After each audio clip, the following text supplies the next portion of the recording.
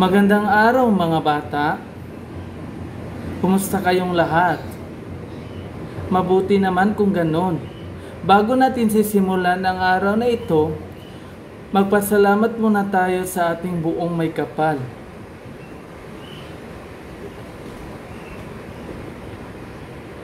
Sa ngalan ng Ama, ng Anak at ng Espiritu Santo. Amen. Panginoon, salamat po sa panibagong araw na ito upang kami ay matuto. Buksan niyo po ang aming isipan upang lubos na maintindihan ang aming mga aralin. Bigyan niyo din po ang aming mga guro, mga magulang at mga kamag-aral ng lakas ng katawan at isipan na masigit namin kailangan sa araw-araw sa panahong ito. Ang lahat po ng ito ay aming dinadalangin sa iyo, aming Diyos Ama. Amen. Sa ngalan ng Ama at ng Anak at ng Espiritu Santo. Amen. Magandang araw ulit mga bata. Wala bang lumiban sa ating klase ngayong umaga? Mabuti naman kung ganon. At dahil dyan, tutungo na tayo sa ating aralin ngayong umaga. At bago ang lahat, aalamin muna natin kung ano-ano ang mga alituntunin na ating sundin dito sa ating silid-aralan.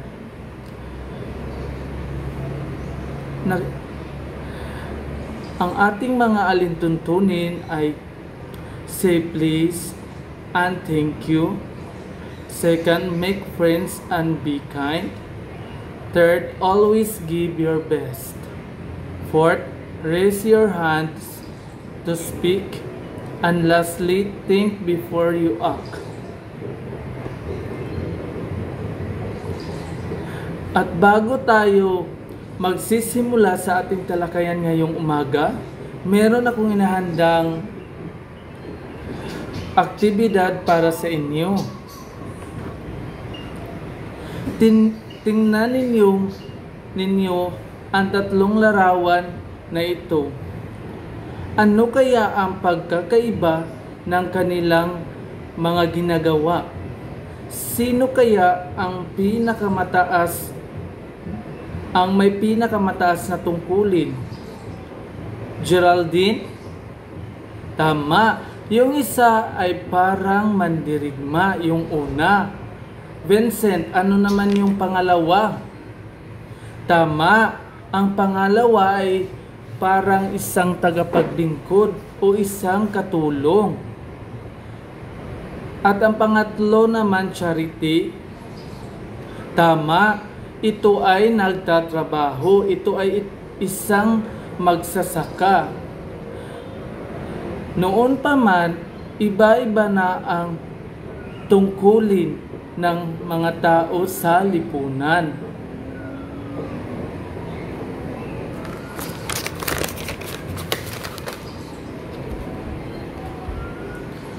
Sa huling aralin, sino ang pinuno ng barangay noong unang panahon?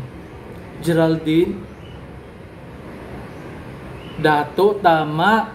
Noong unang panahon, ang tawag sa pinuno ng sa lipunan ng ating pamayanan dito sa Pilipinas ay tinatawag silang dato. Magaling. Ngayon naman, aalamin natin kung sino-sino ang bumubuo ng lipunan sa ilalim ng dato. Handa na ba kayo sa susunod na aktibidad mga bata? Kung ganon, tutungo na tayo sa ating pangalawang aktibidad.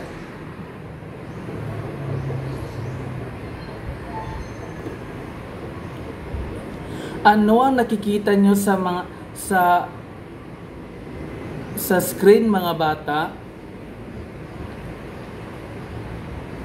Tama, ito ay mga larawan. Sino-sino kaya sila? Bakit kaya may iba't ibang katayuan noon?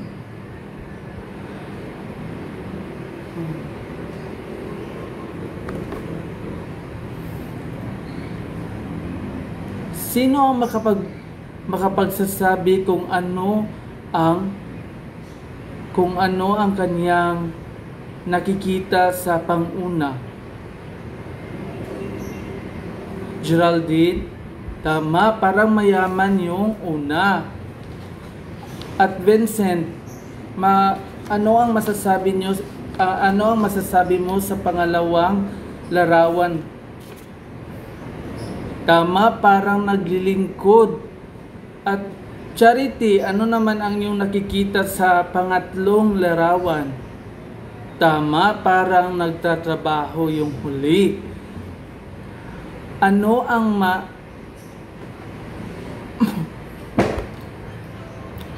magaling? May iba't ibang katayuan ang sinaunang mga Filipino. At ngayon ating alamin kung ano-ano ang mga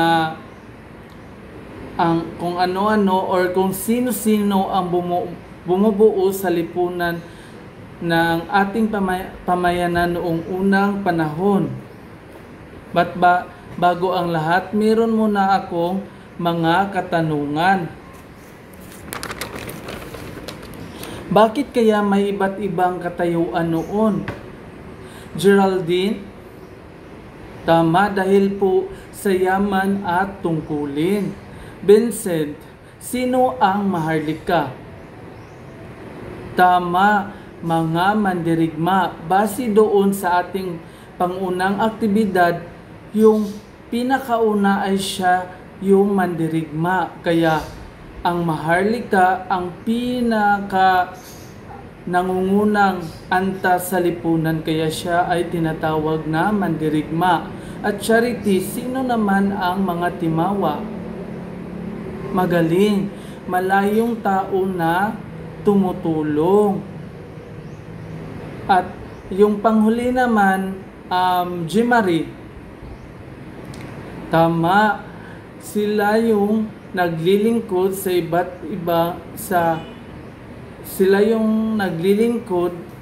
iba at mababa ang katayuan. Magaling, at dahil dyan ngayon, tutungo na tayo sa ating talakayan ngayong hapon.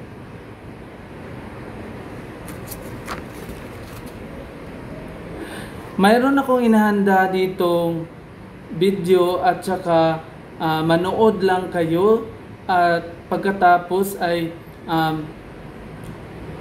matuto at mayroon akong mga katanungan pagkatapos ng video.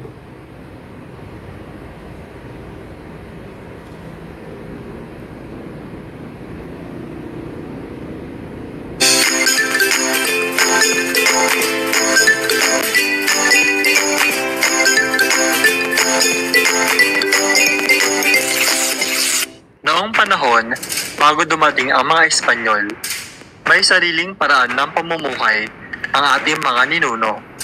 May tatlong pangunahing antas sa lipunan ng mga sinuunang Pilipino. Ito ay maharlika.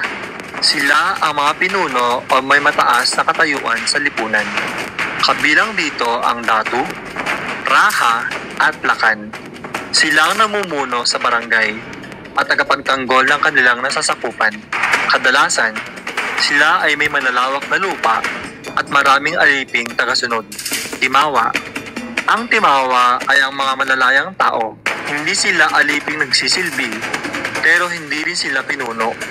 Sila ay mga magsasaka, mga ngalakal, o mandirigmang handang tumulong sa datu.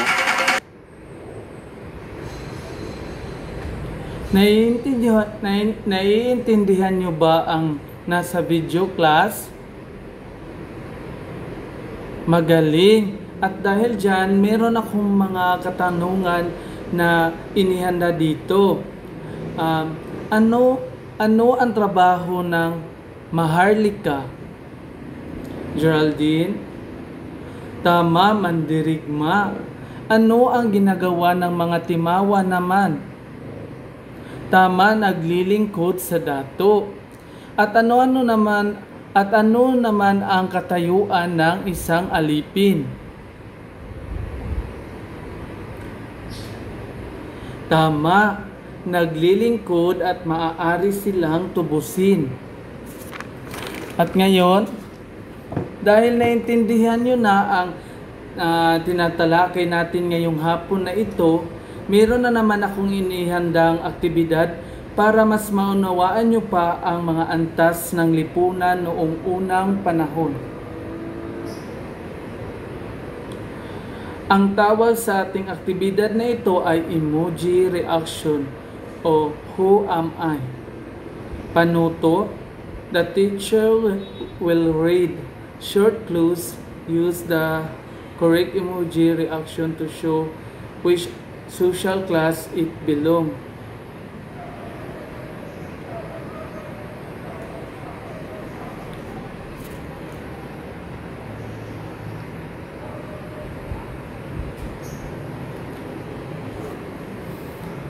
Ngayon class, magbabasa ako dito ng isang clue at ang gagawin nyo lang is pumili kayo either Maharlika ba ito, Timawa or Alipin. Handa na ba kayo class? Magaling! Ang unang katanungan ay ako ay mandirigma at tagapagtanggol ng barangay. Sino kaya ito? Maharlika? Tama. Pangalawang tanong, ako ay malaya pero naglilingkod sa dato. Timawa? Magaling. At ang pangatlong at ang panghuli ay ako ang pinakamataas na pangkat. Sino kaya ito? Maharlika? Tama, magaling. At dahil dyan, dahil naintindihan nyo na ang tinatalakay natin ngayong hapon na ito, meron akong inihandang pasulit para sa inyo. Basahin lamang ang panuto at sagutin nyo ito sa 3 minuto.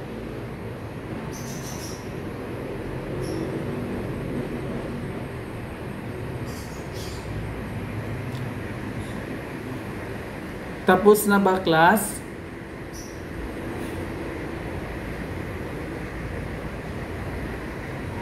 At dahil dyan, ngayon itatama naman natin ang inyong mga sagot. Unang katanungan, sino ang mandirigma sa sinaunang lipunan? Geraldine? Letter C. Tama, Maharlika ang unang mga mandirigma sa sinaunang lipunan. Pangalawa, sino ang malayang taong naglilingkod sa dato? Vincent? Timawa? Tama. At dahil dyan, dahil naintindihan nyo na ang tinatalakay natin ngayong hapon na ito, bigyan ninyo ng 3 palakpak ang inyong mga sarili. 1, 2, 3. At dahil dyan, mayroon akong inihandang takdang aralin para sa inyo. Para naman sa inyong takdang aralin, gumawa kayo ng 3 kolom. Chart class. Goodbye and see you next meeting.